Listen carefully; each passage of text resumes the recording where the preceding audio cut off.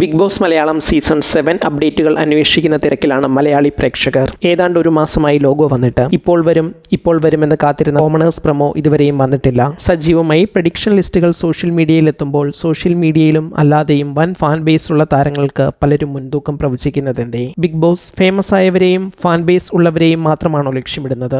ഇക്കാര്യം ചർച്ച ചെയ്താലോ?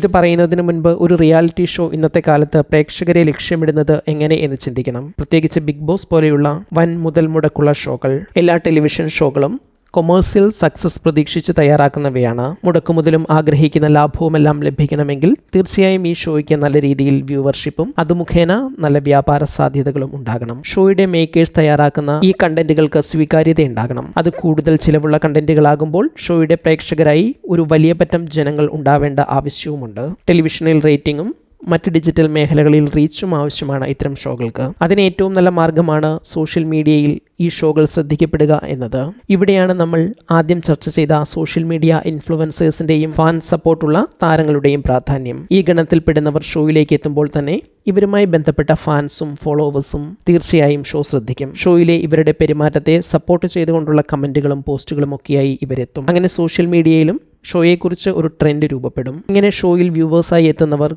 കുറച്ചു പേരെങ്കിലും പിന്നീട് ഷോയുടെ ഫാൻസായി മാറും. ഇനി ഷോയിലേക്ക് എത്തുന്ന താരങ്ങൾ ഫാൻസിനും ഫോളോവേഴ്സിനും ഇഷ്ടപ്പെടാത്ത കാര്യങ്ങൾ ചെയ്താലും അതിനെ വിമർശിച്ചും ഇവർ സോഷ്യൽ മീഡിയയിലെത്തും. അതോടെ ആദ്യത്തെ അതേ രീതിയിൽ പ്രേക്ഷക ശ്രദ്ധ ലഭിക്കും. ഉദാഹരണമായി തങ്ങളുടെ ഇഷ്ടതാരത്തെ വിമർശിച്ച് എയറിൽ കയറ്റാൻ ശ്രമിക്കുന്നവരും ചെയ്യുന്നത് ഷോ സോഷ്യൽ മീഡിയയിൽ ട്രെൻഡിംഗ് ആക്കുക തന്നെയാണ്. ഇതാണ് സോഷ്യൽ മീഡിയ ഇൻഫ്ലുവൻസേഴ്സിനെയും ഫാൻ ബേസ് ഉള്ള താരങ്ങളെയും വിവാദങ്ങളിൽ സജീവമായവരെയും ഒക്കെ ഷോയിലെത്തിക്കുന്നു എന്നതിനുള്ള പ്രധാന കാരണങ്ങളിലൊന്ന്. എന്ന് വെച്ച് മാക്സിമം അത്തരക്കാരെ വെച്ച് ഷോ മുന്നോട്ട് കൊണ്ടുപോകാനാകില്ല. അതിനാൽ തന്നെ ഈ കാറ്റഗറിയിൽ സെലക്ട് ചെയ്യപ്പെടുന്നവരുടെ എണ്ണത്തിൽ ഒരു പ്രപ്പോർഷനൊക്കെ ഷോയുടെ മേക്കേഴ്സ് നേരത്തെ തയ്യാറാക്കിയിട്ടുണ്ടാകും. നിലവിൽ സോഷ്യൽ മീഡിയ ഇൻഫ്ലുവൻസേഴ്സിൽ നിന്ന് ആരെല്ലാം ബിഗ് ബോസിലെത്തണമെന്നാണ് നിങ്ങളുടെ ആഗ്രഹം എന്ന് കമന്റ് ചെയ്യൂ.